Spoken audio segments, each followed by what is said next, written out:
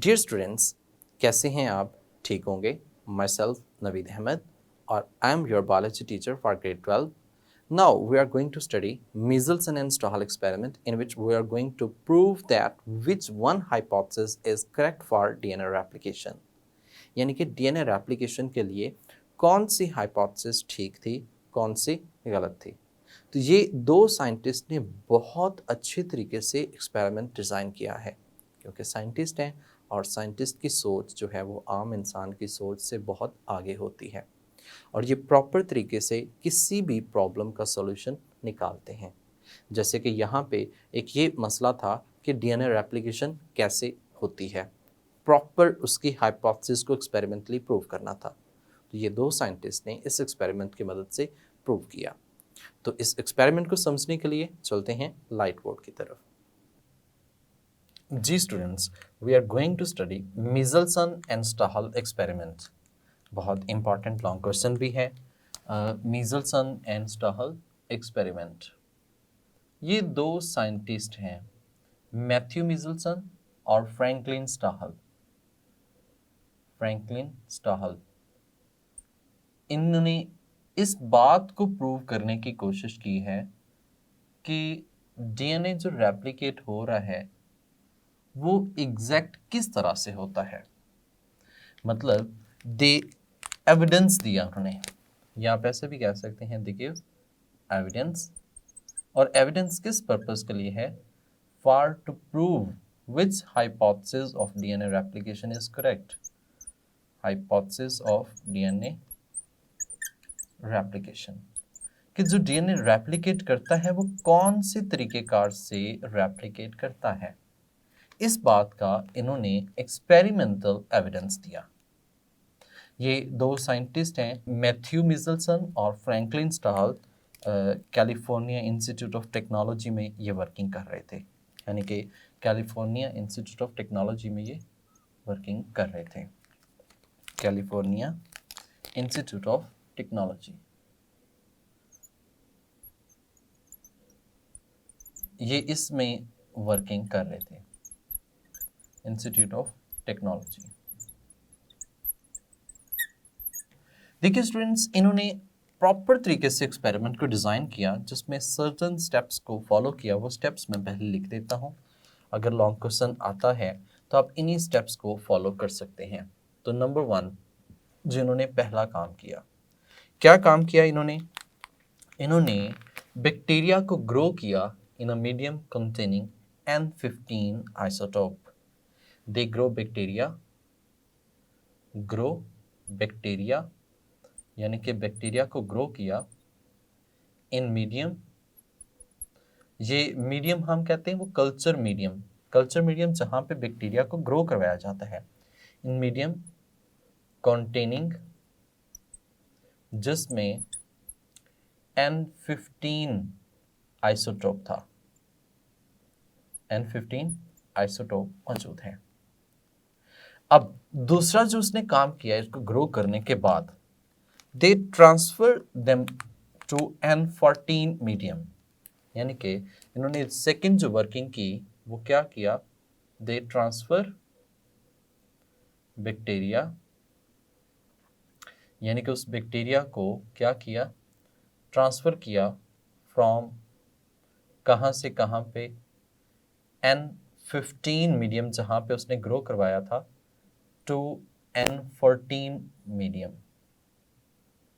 यानी कि जो N15 मीडियम जिसमें ग्रो करवाया उसने पहले, वहाँ से उसने इसको ट्रांसफ़र कर दिया किसके अंदर, N14 मीडियम के अंदर।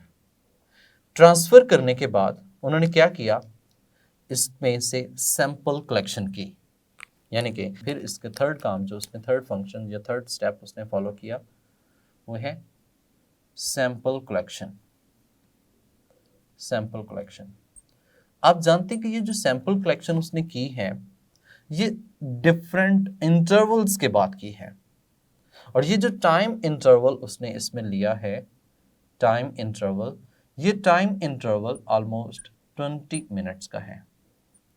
20 मिनट्स, यानी कि आफ्टर 20 मिनट्स, ईच 20 मिनट्स के बाद उसने सैंपल्स कलेक्ट किए। सैंपल कलेक्शन, सैंपल कलेक्शन के बाद उसने फोर्थ जो वर्किंग की है, फोर्थ स्टेप पे हम कह सकते हैं that is DNA extraction and centrifugation. यानी कि उसने उस बैक्टीरिया में से सैंपल जो लिए थे उनका डीएनए एक्सट्रैक्ट किया। डीएनए एक्सट्रैक्ट करने के बाद उनकी सेंट्रीफ्यूगेशन की। सेंट्रीफ्यूगेशन की स्टूडेंट, जो सेंट्रीफ्यूगेशन का प्रोसेस है इसमें हम सेंट्रीफ्यूज एक मशीन होती है उसकी मदद से सेंट्रीफ्यूगेशन करते हैं। और एमसीक्यू पॉइंट ऑफ व्यू से याद रखने की बात है कि सेंट्रीफ्यूगेशन में जो मीडियम उन्होंने यूज़ किया वो मीडियम सीजियम क्लोराइड था। यानी कि the medium which is going to be used during the centrifugation is caesium chloride. ये सीजियम क्लोराइड ही क्यों यूटिलाइज किया? क्योंकि ये डीएनए के साथ प्रॉपर तरीके से रिएक्ट नहीं करता और ये उसके डिफरेंट डेंसिटी ग्रेडियंट सेंट्रीफ्यूगेशन जो है उसमें परफॉर्म करवाता है। तो ये सेंट्रीफ्यूगेशन जो है ये भी कैसी सेंट्रीफ्यूगेशन थी? ये डेंसिटी ग्रेडियंट थी। डेंसिटी ग्रेडियंट यानी कि हमने डेंसिटी की बेस पे डिफरेंट डीएनए साइजेस यानी उसके वेट की बेस पे और डेंसिटी की बेस पे उनको एक दूसरे से सेपरेट किया था। सेंट्रीफ्यूगेशन के बाद फिर इनका रिजल्ट नोट किया गया। यानी कि 5वें पॉइंट में सेंट्रीफ्यूगेशन के बाद इनका क्या आया? रिजल्ट। रिजल्ट्स तो आ गए, रिजल्ट्स कैसे आए ये भी हम देखेंगे। अब रिजल्ट देखने के बाद उन्होंने फर्दर जो नेक्स्ट स्टेप किया दैट इज रिजल्ट इंटरप्रिटेशंस।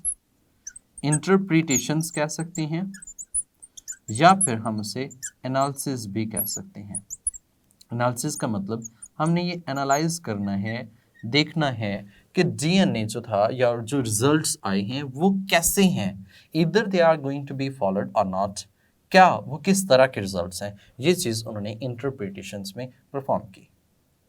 आपको ये बात समझ आ गई कि सबसे पहले उसने क्या किया? बैक्टीरिया को ग्रो किया, फिर उसने क्या किया? उनको ट्रांसफ़र किया M15 से N14 मीडियम के अंदर, फिर क्या किया? सैंपल कलेक्शन, सैंपल कलेक्शन के बाद डीएनए एक्सट्रैक्शन और उसके बाद फिर सेंट्रीफ्यूगेशन, रिजल्ट्स और इंटरप्रिटेशन और एनालिसिस किया गया। इन्हीं स्टेप्स को हम डायग्रामेटिकली एक्सप्लेन करने की कोशिश करते हैं। देखिए स्टूडेंट, जो आमतौर पर नॉर्मल बैक्टीरिया है, नॉर्मल बैक्टीरिया की पेट्री डिश जो है वो यहाँ पे हम बना रहे हैं। ये एक पेट्री डिश, ठीक है। यहाँ से जो उसने आगे फिर ट्रांसमिट किया, ये एक पेट्री डिश, ये डिफरेंट पेट्री डिश बना रहा हूँ। पेट्री डिश आप जानते होंगे, आपने एक्सपेरिमेंट्स में पढ़ा होगा कि ये एक शीशे की बनी हुई प्लेट सी होती है और इस शीशे की बनी हुई प्लेट के अंदर हम बैक्टीरिया को ग्रो करवाते हैं। बैक्टीरिया को क्या करवाते हैं? ग्रो करवाते हैं। इसके अंदर मीडियम होता है, कार्बोहाइड्रेट्स, एग्रेगर या इस तरह का मटेरियल होता है जो कि बैक्टीरिया की ग्रोथ में हेल्पफुल होता है। अब ये जो नॉर्मल बैक्टीरिया इसमें सरवाइव करते हैं, नॉर्मल बैक्टीरिया, लेट्स सपोज कि दीज आर बैक्टीरियम, ये इसमें बैक्टीरियम मौजूद है। जो नॉर्मल बैक्टीरियम होते हैं ये N14 मीडियम में एग्जिस्ट करते हैं। ये N14 का रोला क्या है? देखिए, एक हमने मीडियम लिया है N14, दूसरा मीडियम कौन सा है? N15। दोनों एक दूसरे के आइसोटोप हैं। एक का एटॉमिक मास ज्यादा है और एक का एटॉमिक मास कम है। जिसका एटॉमिक मास ज्यादा है उसकी डेंसिटी भी क्या होगी? ज्यादा होगी। जिसका एटॉमिक मास कम है उसकी डेंसिटी भी क्या होगी? कम होगी। सो यहाँ पे इनके वेट का डिफरेंस है, एक हैवी आइसोटोप है और एक लाइट आइसोटोप है। हैवी का मतलब वजन में ज्यादा है और लाइट का मतलब ये वजन में थोड़ा सा कम है। लेकिन दोनों यहाँ पे जो मीडियम्स हैं हम उनकी बात करते हैं कि ये N14 मीडियम और N15 मीडियम, जो इसके अंदर मीडियम है उसकी बात की जा रही है कि ये मीडियम ऐसे होते हैं इसके अंदर, ठीक है। और ये जो हमने इसमें ट्रांसफ़र किया है ये कौन सा मीडियम था? N14 medium. अब इसमें जो बैक्टीरिया मौजूद है N14 मीडियम में ये नॉर्मली एग्जिस्ट करते हैं। यहाँ से चंद एक बैक्टीरिया हमने ट्रांसमिट किए हैं किसके अंदर? N14। तो ये पहला step, grow bacterium in medium containing N15 isotopes. तो ये जो बैक्टीरिया इसके अंदर आएंगे These are those bacterium which contain in their DNA nitrogenous base, जिनके DNA nitrogenous base के अंदर N15 मीडियम है। यहाँ पे हमने इनकॉर्पोरेट किया है इसको DNA के अंदर, किस चीज़ के अंदर? DNA में नाइट्रोजनस बेस के अंदर, नाइट्रोजनस बेस के अंदर। अब इसका nitrogenous base DNA N15 containing है, और इसका जो DNA होगा उसकी जो नाइट्रोजनस बेस है उसमें कौन सा है? N14 है। हमने अब सेकंड स्टेप करना है, N15 से मीडियम को कहाँ पे ट्रांसफर करना है? N14 मीडियम में ट्रांसमिट करना है। तो जो बैक्टीरिया मौजूद हैं वो यहाँ से किस में ट्रांसमिट कर देंगे? N14 मीडियम के अंदर। जैसे ही हमने बैक्टीरियम को N14 मीडियम के अंदर ट्रांसमिट किया, यहाँ पे फिर इनकी आगे सैंपल कलेक्शन करनी है। यानी कि नेक्स्ट स्टेप जो होगा वो क्या है? Sample collection. जो सैंपल कलेक्शन है वो हमने 3 टेस्ट ट्यूब्स के अंदर करनी है। एज अ कंट्रोल ग्रुप हम एक फोर्थ ग्रुप भी लेंगे जो कि हम डायरेक्ट N14 से लेंगे। जब देखिए यहाँ से सैंपल कलेक्ट किया हमने, तो सैंपल कलेक्ट करने के बाद DNA एक्सट्रैक्शन और सेंट्रीफ्यूगेशन परफॉर्म की जाएगी।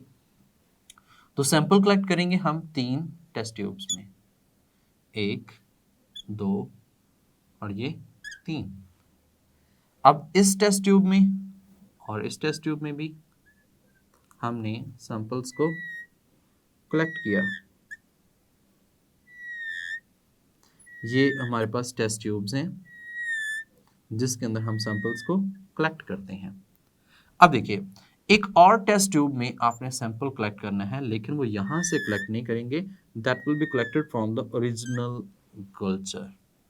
ओरिजिनल कल्चर हमारे पास कौन सा था? N14 कल्चर था। तो ये जो यहाँ पे हमने इससे कैलकुलेट किया है ये हम यहाँ से लाए हैं। अब इसके अंदर भी बैक्टीरियम मौजूद हैं, इसके अंदर भी बैक्टीरियम मौजूद हैं, इसके अंदर भी बैक्टीरियम मौजूद हैं, इसके अंदर भी मौजूद हैं। बट मेमोराइज वन थिंग, हमने कहा कि ये स्पेसिफिक टाइम इंटरवल पे उसने ये कलेक्ट किए हैं। तो मैं अगर ये कहूँ कि ये जो पहला सैंपल कलेक्ट उसने किया है दैट इज एट 0 मिनट, यानी कि जैसे ही उसने यहाँ से ट्रांसमिट किया फौरी सैंपल हमने कलेक्ट कर लिया। उसके बाद फिर 20 मिनट्स के बाद दूसरा सैंपल कलेक्ट किया। 20 मिनट्स के बाद फिर कितने मिनट्स हो जाएंगे? 40 मिनट्स। तो 40 मिनट्स के बाद तीसरा सैंपल कलेक्ट किया। यानी कि साइंटिस्ट ने ये टाइम इंटरवल जो लिया है 20 मिनट्स, वाई ऐसा क्यों है? बिकॉज जो जनरेशन टाइम ऑफ बैक्टीरिया है वो कितना है? 20 मिनट्स है। जनरेशन टाइम ऑफ बैक्टीरिया कितना है? 20 मिनट्स है। यानी बैक्टीरिया का जो जनरेशन टाइम है एक बैक्टीरियम से दूसरा बैक्टीरियम बनना वो कितना है? 20 मिनट्स है। So that's why they took the time interval of 20 minutes. ये 20 मिनट्स टाइम इंटरवल लिया। अब इन तीनों चारों के अंदर बैक्टीरियम्स मौजूद हैं। तीनों चारों के अंदर क्या है? बैक्टीरियम्स एग्जिस्ट कर रहे हैं। अब जब बैक्टीरियम आ गए हैं, अब उसके बाद फिर उसने क्या किया? डीएनए को एक्सट्रैक्ट किया। डीएनए को एक्सट्रैक्ट करने के बाद सेंट्रीफ्यूगेशन परफॉर्म की। जब सेंट्रीफ्यूगेशन परफॉर्म करता है तो डीएनए सेपरेट हो जाएगा और इसमें सीजियम क्लोराइड जैसे ही उस पर सेंट्रीफ्यूगल फोर्स अप्लाई होगी वो डिफरेंट ग्रेडियंट्स के अंदर डिफरेंट लेवल पर आ जाएगा। जैसे ही वो डिफरेंट लेवल पर आएगा तो डीएनए भी according to their density and the molecular weight, यानी कि इसके डेंसिटी मॉलिक्यूलर वेट के अकॉर्डिंगली बिल्कुल एक जगह पर आ जाएगा। मॉलिक्यूलर वेट कह सकते हैं या फिर उसमें ये जो हैवी और लाइट आइसोटोप्स इसमें जो डिफरेंस हमने क्रिएट किया है इसकी वजह से एक खास लेवल पर खास डेंसिटी पर आकर स्टॉप हो जाएंगे। अब हमने देखना ये है कि वो जो आएंगे उसमें बैंड्स कहाँ कहाँ पर अपीयर होते हैं। देखिए स्टूडेंट्स, यहाँ पे इसकी बात की जाए तो इसमें जो बैंड अपीयर होगा that will be eight top. कहाँ पे होगा? टॉप पे आप कह सकते हैं, ऊपर करके। ठीक है, जब ये टॉप पे होगा हम इसे कह देते हैं that will be eight top, यानी कि at the upper side of the medium. जबकि इसकी बात करें तो इसमें जो अपीयर होगा that will be eight the bottom. कहाँ पे होगा?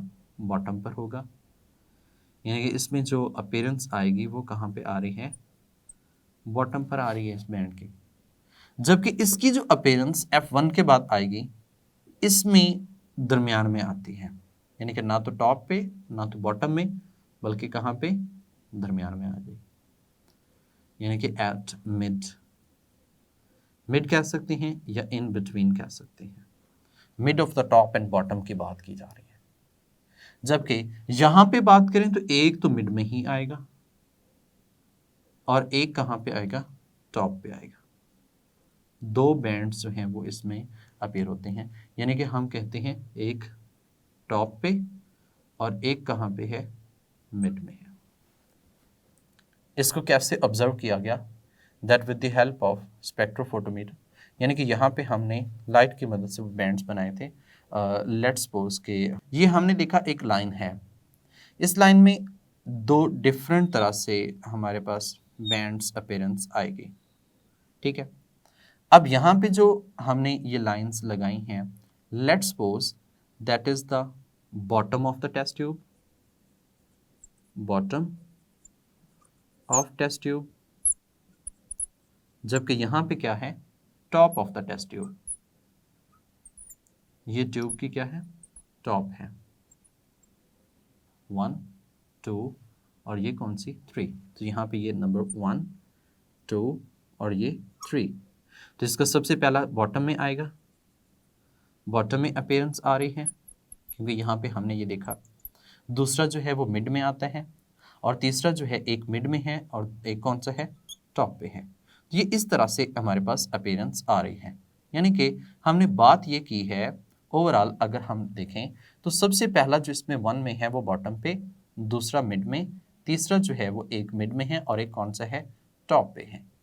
यानी कि अगर हम इसको ग्राफ की फॉर्म में अपीयर करें तो ग्राफ की फॉर्म में हम इस तरह से अपीयर कर सकते हैं कि एक जो है वो सबसे बॉटम पे अपीयर हो रही है, दूसरी जो है वो मिड पे अपीयर हो रही है और तीसरी जो है वो मिड पे भी और उसके बाद फिर बॉटम पे भी ये ग्राफ अपीयर हो रहा होता है।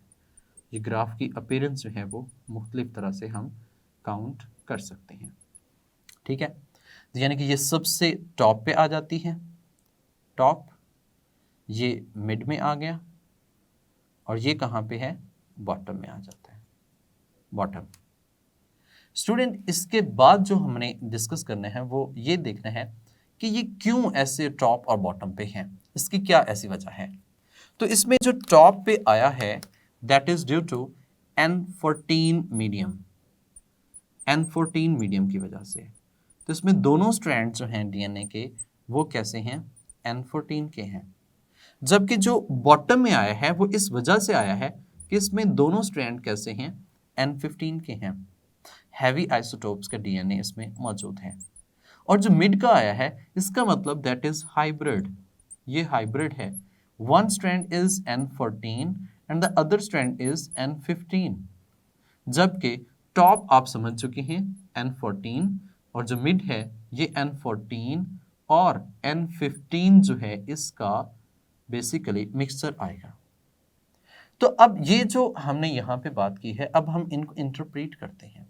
देखिए स्टूडेंट्स, यहाँ पे जो हमने इंटरप्रिटेशन करनी है, इंटरप्रिटेशन में हमने समझना ये है कि इनमें से मॉडल जो है वो ठीक कौन सा है, एनालिसिस करना है।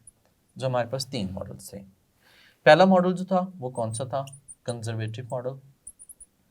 कंजर्वेटिव में हमने ये बात डिस्कस की थी कि उसका प्राइमरी और सेकेंडरी दोनों जो हैं वो कैसे रहेंगे, कंजर्व रहेंगे। जबकि अगर हम F1 के बाद देखें यहाँ पे तो उसका हाइब्रिड पे आ रहा है, there is not at the bottom not at top. जबकि यहाँ पे एक N14 जब इसमें ट्रांसमिट किया आफ्टर F1 जनरेशन, एक जनरेशन होने के बाद 20 मिनट्स होने के बाद 2 डीएनए बनने चाहिए थे और जो अगर दोनों बन रहे हैं तो अगर तो एक पेरेंटल स्ट्रैंड एग्जैक्ट होता तो वो बॉटम पे होना चाहिए था N15 की वजह से, और जो न्यूली बनना चाहिए था वो उससे कहाँ पे होना चाहिए, टॉप पे होना चाहिए। लेकिन ऐसा नहीं है, सो ये मॉडल यहाँ पे ही गलत कंसीडर हो जाता है क्योंकि इसमें F1 में क्या होना चाहिए था, एक होना क्या चाहिए था अकॉर्डिंग टू इट, इसके अकॉर्डिंगली ऐसा होना चाहिए था कि एक बॉटम पे होता और दूसरा कहाँ पे स्ट्रैंड होता, टॉप पे। जबकि ऐसा नहीं है। जबकि नंबर 2 दूसरा मॉडल जो है वो कौन सा था? Semi conservative model. दूसरा जो है वो कौन सा मॉडल है? Semi conservative model. According to semi conservative model, एक डीएनए जब 2 में कन्वर्ट हो रहा था तो 1 से जब 2 में बना तो वो कैसा बना? हाइब्रिड। यानी कि एक पेरेंटल स्ट्रैंड था और एक कैसा था? डॉटर स्ट्रैंड था। सेम एज इट इज यहाँ पे कौन सा अपीयर हो रहा है? हाइब्रिड हो रहा है। तो इसमें F1 में जो है वो कैसा है? F1 में हाइब्रिड अपीयर हो रहा है। तो ये बात इसकी बिल्कुल ठीक है। जबकि अगर हमारे पास तीसरे मॉडल की बात की जाए तो तीसरा जो मॉडल था वो डिस्पर्सिव मॉडल था। कैसा था? Dispersive model. ये जो डिस्पर्सिव मॉडल है उसमें भी F1 में भी हाइब्रिड है, जबकि उसने ये बात की थी कि F2 में भी क्या है? हाइब्रिड है, क्योंकि वो दोनों एक दूसरे के क्या बन जाते हैं? मिक्सर बन जाते हैं, वो डुप्लेक्स मिक्सर है। जबकि F1 में तो हाइब्रिड है लेकिन F2 में हाइब्रिड ना होने की वजह से ये मॉडल भी यहाँ पे क्या हो जाता है? फ्लॉप, गलत हो जाता है। तो कौन सा मॉडल बाकी बचता है? Semi conservative model. How it can be proved? अब देखिए, जब F2 होती है, F2, तो इसकी F2 में एक जो था वो हाइब्रिड, एक कैसा था? हाइब्रिड जो कि आगे बना, और एक कैसा था? न्यूली सिंथेसाइज्ड था, और जो न्यूली था वो कहाँ पे आएगा? N14 टॉप पे आएगा। सो सेमी कंजर्वेटिव मॉडल अप्रूव हो गया कि सेमी कंजर्वेटिव मॉडल जो है ये बिल्कुल एक्यूरेट है, और साइंटिफिकली हमने इसका ये प्रूव कर दिया कि जो सेमी कंजर्वेटिव मॉडल है दैट इज एक्यूरेट, ये बिल्कुल एक्यूरेट है। मैं इसको ज़रा फर्दर एक्सप्लेन करता हूँ। जब हमने सीजियम क्लोराइड को फॉलो किया तो सीजियम क्लोराइड इसकी डेंसिटी ग्रेडियंट कॉज करवाता है। डेंसिटी ग्रेडियंट की बेस पर हमने डीएनए को डिफरेंट डेंसिटी की बेस पर उनको सेपरेट कर लिया। जब हमने सेंट्रीफ्यूगेशन की मदद से सेपरेट किया, उसके बाद रिजल्ट्स देखे, रिजल्ट्स में हमें पता चलता है कि एक में बॉटम पे 1 के अंदर, 2 में जो है वो उसके मिड पे आ जाता है, 3 में जो है वो एक टॉप और एक कौन सा आता है? मिड पे। ये हमारे पास बैंड्स अपीयर हो जाते हैं। जब ये बैंड्स अपीयर हो गए तो इंटरप्रिटेशंस में हमने ऑब्जर्व किया कि कंजर्वेटिव में तो ऐसा नहीं होता, ये भी गलत हो गया, डिस्पर्सिव में भी ऐसा नहीं है। तो बिल्कुल जो एक्यूरेसी आती है वो किस में है? सेमी कंजर्वेटिव मॉडल में बिल्कुल ठीक है। जी स्टूडेंट्स, उम्मीद करता हूँ कि ये आपको एक्सपेरिमेंट बहुत अच्छे तरीके से समझ आया होगा। बिल्कुल एज इट इज़ बुक पे भी इसकी बेहतरीन डायग्राम बनी हुई है, लेबलिंग भी की हुई है, और जो हमने इसके पॉइंट्स बनाए हैं ये एज लॉन्ग क्वेश्चंस के लिए बहुत ज़्यादा इंपॉर्टेंस के हामिल हैं। इसमें MCQ ना मत भूलिएगा, वो MCQs जिसमें हमने ये कहा कि सेंट्रीफ्यूगेशन के लिए कौन सा मीडियम यूटिलाइज होता है। तो सेंट्रीफ्यूगेशन के लिए you know that is caesium chloride हम यूटिलाइज कर रहे हैं, और जो नाइट्रोजन है वो किस में फिक्स होता है? तो नाइट्रोजन आप जानते हैं that is going to be fixed in the nitrogenous base of DNA. वो नाइट्रोजनस बेस ऑफ डीएनए में फिक्स हुआ, और इस प्रोसेस से, यानी कि इस एक्सपेरिमेंट से हमने ये बात प्रूव कर दी कि डीएनए रेप्लिकेशन जो है ये ऑलवेज, हमेशा सेमी कंजर्वेटिव होती है। और semi conservative you have understood it properly. तो इट मीन टू से नेक्स्ट हम जो स्टडी करने वाले हैं वो रेप्लिकेशन प्रोसेस स्टडी करेंगे कि ये रेप्लिकेशन बेसिकली होती कैसे है, कौन कौन से एंजाइम्स इसमें इन्वॉल्व होते हैं। तो नेक्स्ट लेक्चर तक के लिए अपना ख्याल रखिएगा। अल्लाह हाफिज़।